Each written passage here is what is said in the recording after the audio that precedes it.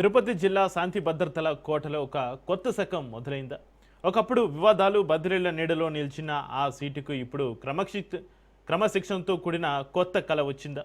గంజాయి మాఫియా మొదలుకొని ఎర్రచందనం స్మగ్లర్ల వరకు ఎవరిని వదిలిపెట్టకుండా అక్రమార్కులపైన ఉక్కుపాదం మోపుతున్న ఆ ఐపీఎస్ అధికారి సెకండ్ ఇన్నింగ్స్ సక్సెస్ రహస్యం ఏంటి? దేశమే ఆశ్చర్యపోయేలా వందల మంది నేరస్తులను ఒకే వేదికపైకి చేర్చి తిరుపతి భద్రతను మరో మెట్టు ఎక్కించిన ఆ పోలీస్ బాస్ వ్యూహాలేంటి?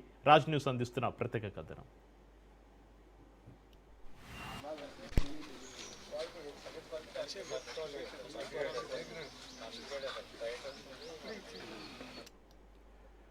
రెండు 2024 జూలై 15 తిరుపతి ఎస్పీగా బాధ్యతలు చేపట్టిన సుబ్బరాయుడు ప్రస్థానం ఆసక్తికరంగా మారింది.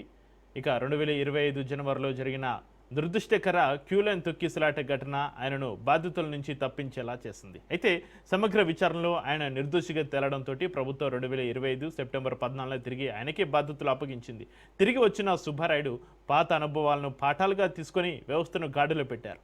తిరుమల బ్రహ్మోత్సవాలు, రథసప్తమి వంటి వేడుకల్లో డ్రోన్ నిఘాతోటి భక్తుల రద్దీని పర్యవేక్షించడం, ట్రాఫిక్ నిర్వహణలో పారదర్శకత తీసుకురావడం ఆయన మార్కు పాలనకు నిదర్శనంగా నిలిచింది. ఇక ముఖ్యంగా గంజాయిని అరికట్టేందుకు ర్యాపిడ్ టెస్ట్ కిట్లను ప్రవేశపెట్టడం ఒక విప్లవాత్మక నిర్ణయంగా తీసుకున్నారు.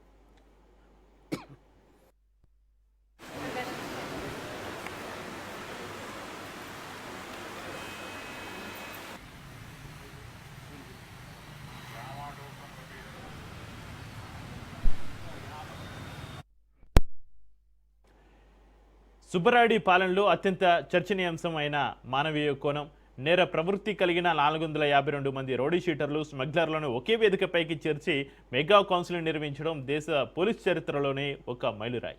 అంతేకాదు టాస్క్ ఫోర్సు ఎస్పీగా ఎర్రచందనం స్మగ్లర్లపైన ఉక్కుపాదం మోపుతున్నారు. శాఖలో అవినీతిని ఏమాత్రం సహించని సుబ్బరాయుడు తప్పు చేసిన అధికారులపైన వేటు వేస్తూ క్రమశిక్షణను తీసుకొచ్చారు.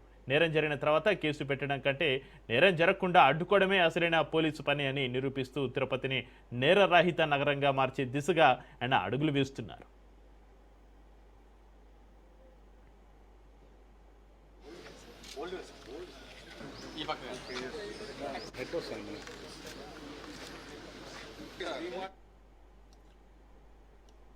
పడ్డచోటే లేచి పరిగెత్తడం అంటే ఏంటో సుబ్బరాయుడు నిరూపించారు. తిరుపతి భద్రతకు ఆయన ఇప్పుడు ఒక తిరుగులేని రక్షక కవచంగా మారారు.